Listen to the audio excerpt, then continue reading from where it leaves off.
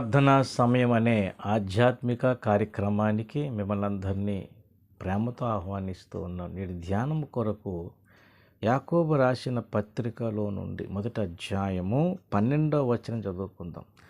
శోధన సహించువాడు ధన్యుడు, అతడు శోధనకు నిలిచిన వాడై ప్రభు తన్ను ప్రేమించు వారికి వాగ్దానము చేసిన జీవ కిరీటము పొందును.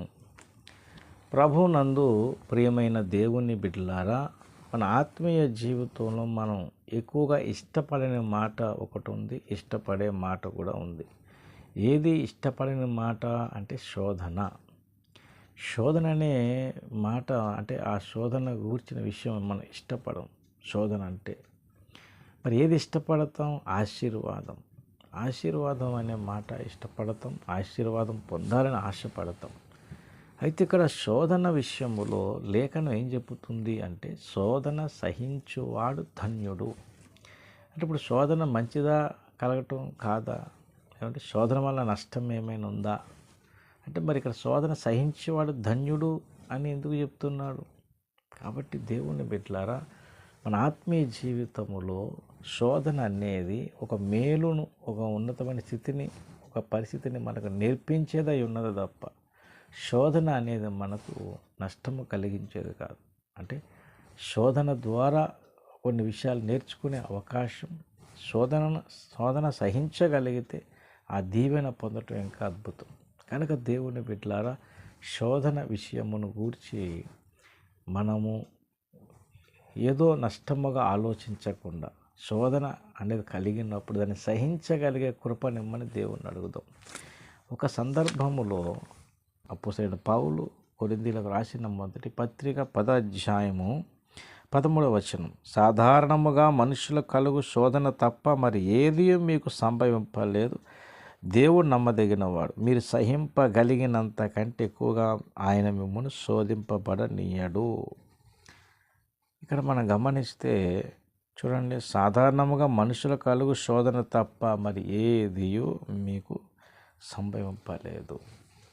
అయితే ఇక్కడ శోధన ఒకవేళ కలిగినా మీరు సహింపగలిగినంత కంటే ఎక్కువగా ఆయన మిమ్మల్ని శోధింపబడనీయడు. అది కాబట్టి ఇక్కడ శోధన అనేది కలగటం తప్పేమీ కాదు, కానీ ఆ శోధనలో మనం పడిపోకుండా జాగ్రత్త పడి సరి చేసుకోవాలి. ఆ విధంగా మనం ఎప్పుడైతే సరి చేసుకోగలుగుతామో దాన్ని బట్టి అనేకమైన మేలులు పొందగలుగుతాం. కనుక దేవుని బిడ్డలారా, శోధన కలగటం అనేది తప్పు కాదు. ఆ శోధన కలిగిన పరిస్థితిని బట్టి దేవుని సహాయాన్ని కోరుకొని శోధనలో నిలిచేవారుగా, శోధన సహించేవారుగా మనం ఉంటే తప్పకుండా బహుమానంగా యోగ్యం అవుతాం అండి. కనుక ఈ సందేశం వింటున్న వారు ఆలోచించండి, శోధన కలగటం అది నేరముగా ఎంచబడుతుందా అంటే తప్పుగా ఎంచబడుతుందా? కనుక ఒకసారి ఆలోచిద్దాం. కాదు, శోధన సహించువాడు అన్నాడు. అంటే శోధన కలిగినప్పుడు దాన్ని సహించడం అంటే శోధన తగిన స్థితిలో పడిపోకుండా నిలబడి స్థిరంగా ఉండి సహించగలిగినప్పుడు దేవుడే గొప్ప దీవెనలు మనకు కలుగజేస్తాడు. కనుక ఈ సందేశం ఉన్నవారు ఆలోచించండి. శోధన సహించటం వలన ఎంతో మేలుంది. శోధన సహించే రీతిగా మనం ఎదగటం ఇంకెంతైనా దీవెన. కనుక శోధన కలిగినప్పుడు భయపడవసరం లేదు, ఏదో తప్పు జరిగింది అనే ఆలోచన ఆవేదనకు పడవసరం లేదు. కానీ ఈ శోధన మేలుగానే మలచబడుతుంది. ఈ శోధన ద్వారా ఎన్నో దీవెనలు దేవుడు మనకి ఇస్తాడు. కనుక ఈ సందేశంలో ఆలోచించండి.